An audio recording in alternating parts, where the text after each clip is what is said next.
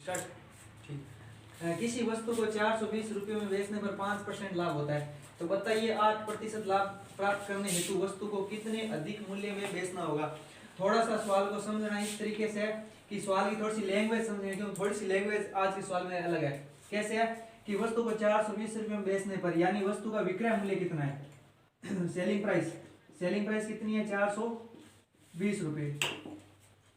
अब इसे 5% लाभ होता है, 420 रुपये में बेचे तो 5% लाभ होता है, अर्थात कॉस्ट प्राइस अगर हमारा 100 है, यानी हमने 100 में खरीदी है तो 5% लाभ होता है, अर्थात हमने 105 में बेची है।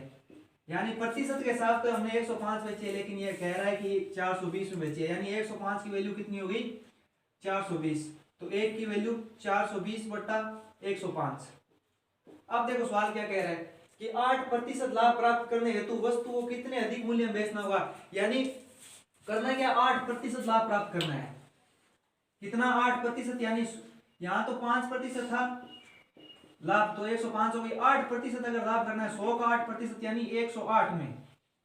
अब ये नहीं कह रहा है सवाल कि कितने 8% लाभ प्राप्त करने के लिए कितने में बेचना होगा, ये कह रहा है कि कितने अधिक मूल्य में, यानी मूल्य अधिक। यहाँ पर 3 रुपये अधिक हो रहा है, देखो 3 रुपये अधिक हो रहा है। ये पूरा मूल्य नहीं पूछ रहा है, ये सिर्फ अधिक मूल्य पूछ रहा है। तो हमें वैल्यू सिर्फ 3 की ज्ञात करनी है, ना कि 108 की।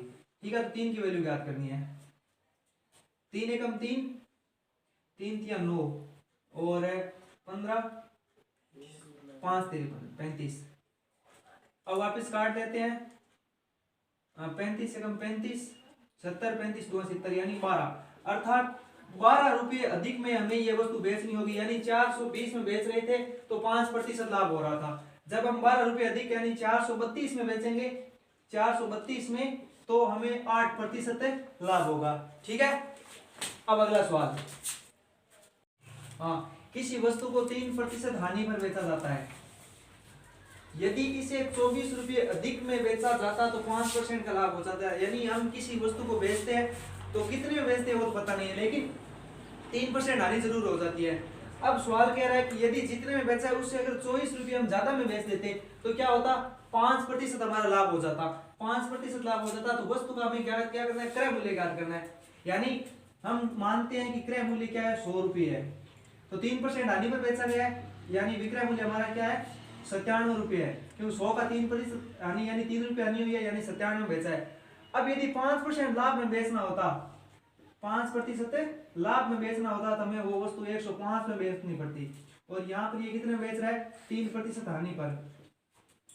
तो अब देखो 97 में बेच रहा है और 5% लाभ के लिए 105 में बेचनी होती, तो हमारा लाभ कितना हो रहा है, यानी हमारे सवाल हल करने के अनुसार तो हमारा लाभ हो रहा है 8 रुपये, लेकिन यहाँ पर कितना दे रहा है, 8 रुपये ज्यादा हो रहा है ना। देखो 97 में बेची जा रही है, लेकिन 5% लाभ पर हमें 105 में बेचनी पड़ती, तो 8 रुपये हमें ज्यादा मिल रहे हैं।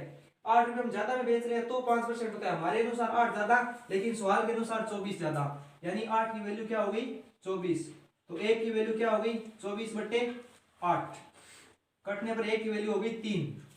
अब 1 की वैल्यू 3 आ गई है तो हमें किसकी वैल्यू ज्ञात करनी है, क्रय मूल्य ज्ञात करना है। क्रय मूल्य हमारा 100 है, तो 3 × 100, यानी क्रय मूल्य क्या हो गया, 300 रुपये। ठीक है, हो गया।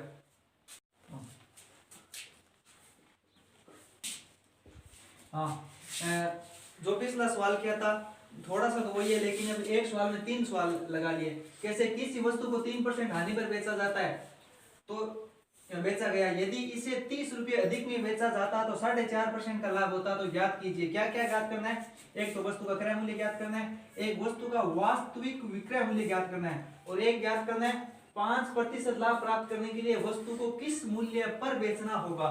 3 चीज ज्ञात करनी है। तो पहले हम एक को ज्ञात करते हैं, यानी वस्तु का क्रय मूल्य। एक बार पहले हम सवाल को सेट कर लेते हैं। कैसे, कि माना कि वस्तु का विक्रय मूल्य क्या है, कॉस्ट प्राइस 100 रुपये है, 3% हानि पर बेचा गया, यानी सेलिंग प्राइस क्या हो गई, 97 रुपये।